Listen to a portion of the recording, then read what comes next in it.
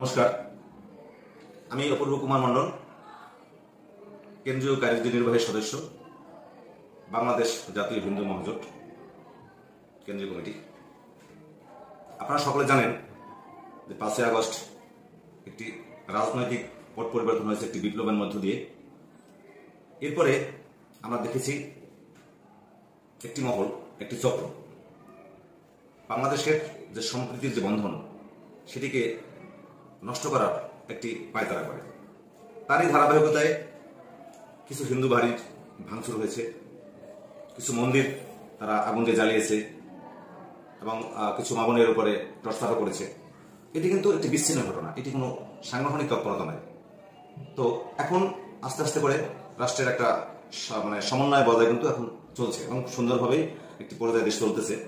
আমি আমার নিজের ইউনিয়ন গোয়ারাখা ইউনিয়ন ধন্যবাদ জানাচ্ছি চেয়ারম্যান সহ যারা আমার ইউনিয়নের নেতৃবৃন্দ আছেন। আমার ইউনিয়নটি সম্পূর্ণ সুন্দর একটি অবস্থানে আমরা শান্তিতে বিরাজ করতেছি। পাশাপাশি আমাদের নেসারাবাদ উপজেলা সাবেক স্বরূপকাঠি, আমরা আমাদের এখানে কোনো অশান্তির কোনো ঘটনা ঘটে নাই এবং আমরা সম্প্রীতির বন্ধনে আবদ্ধ।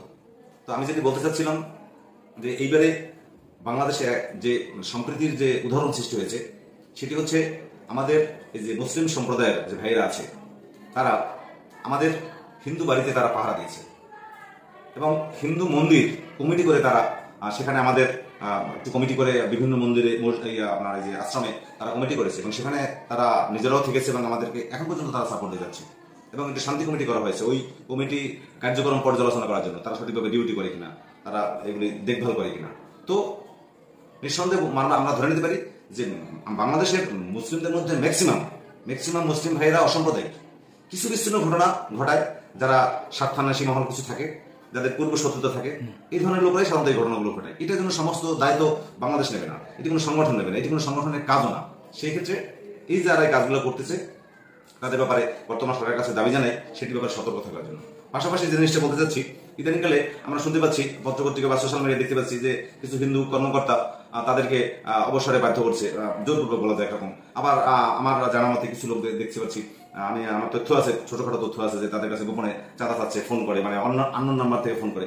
এই ধরনের যে একটা ভিতরে যে একটা টর্চার চলতেছে, ঠিক আছে, এই জিনিসটাকে সরকারের এখনই দ্রুত টেক আপ করা উচিত। তাহলে এই যে অর্জনটা, তাদের যে এখন বর্তমানে যে অর্জনটা, সম্প্রীতির যে অর্জনটা থাকছে, সেই অর্জনটা কিন্তু আমাদের নষ্ট হয়ে যাচ্ছে। তাই আমি অনুরোধ করবো যে এদের সম্প্রীতির বন্ধন অটুট থাকুক এবং আমরা কিন্তু এখনো পাহারা দিয়ে যাচ্ছি। আপনারা জানেন সারা বাংলাদেশে এখনো কিন্তু আমাদের হিন্দু সম্প্রদায়ের ভাইয়েরা তারা কিন্তু পাহারা দেয় কন্টিনিউ। সেটা শান্তি শৃঙ্খলা রক্ষার স্বার্থে আমরা সেটা করে যাচ্ছি।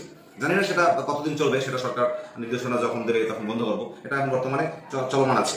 তো এখন এই আমার কথা হচ্ছে, আমি অনুরোধ করবো হিন্দু মহাজোটের পক্ষ থেকে অনুরোধ করবো যে সম্প্রীতির বন্ধন যেন কিছু অসাধু লোকের কারণে, কিছু খারাপ লোকের কারণে এটি যেন কোনো সংগঠনের দায় না হয়, তাদের কাছে যেন এই দায়টা না পড়ে, এইটা অনুরোধ করবো।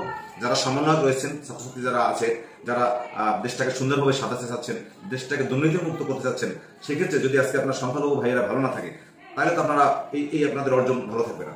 তাই অনুরোধ করবো, স্বাধীন বাংলাদেশে আমরা সবাই নাগরিক। এই দেশ আমরা তো একটা সম্প্রীতির বন্ধনে তৈরি যুগ যুগ ধরে। তো সেই যুগ যুগ ধরে যে সম্প্রীতি সেটা থাকুক, কিছু দুষ্ট লোকের কারণে সেটা যেন সম্প্রীতির বন্ধনটা নষ্ট না হয়, এটা অনুরোধ করবো। এখন আমরা মোটামুটি দেশে খুব শান্তিতে এখন বর্তমানে আছি। যে যেটু অস্থিরতা ছিল সেটি প্রায় কেটে গেছে। বাকি যে ঝামেলাটা হচ্ছে সেটা একটি গোষ্ঠী করতেছে, একটি বিচ্ছিন্নতাবাদী গোষ্ঠী করছে, সেটিকে আপনারা ফাইন্ড আউট করবেন এবং সেটির আপনারা নিয়ন্ত্রণে নেবেন। সেটি আমরা অনুরোধ করতে শুধুমাত্র সরকারকে, পাশাপাশি সেনাবাহিনীর কাছে আমাদের অনুরোধ থাকবে, পুলিশ ভাইদের কাছে অনুরোধ থাকবে, এটিকে আপনারা টেক আপ করেন এবং আমরা বহির্বিশ্বে আমাদের সম্প্রীতি যে বাংলাদেশ সেটিকে প্রতিষ্ঠা করি। ধন্যবাদ সকলকে, সকলে ভালো থাকুন, বাংলাদেশ দীর্ঘজীবী হোক। নমস্কার।